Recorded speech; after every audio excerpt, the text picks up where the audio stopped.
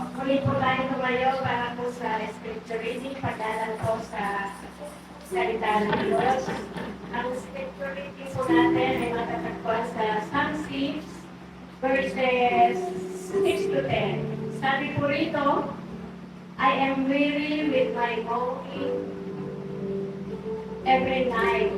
I flood my bed with tears. I drench my couch with my weeping.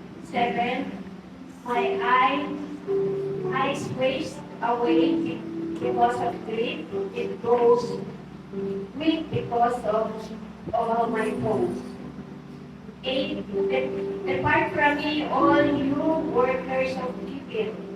For the Lord has heard the sound of my weeping. Sa 9 po, the Lord has heard my plea.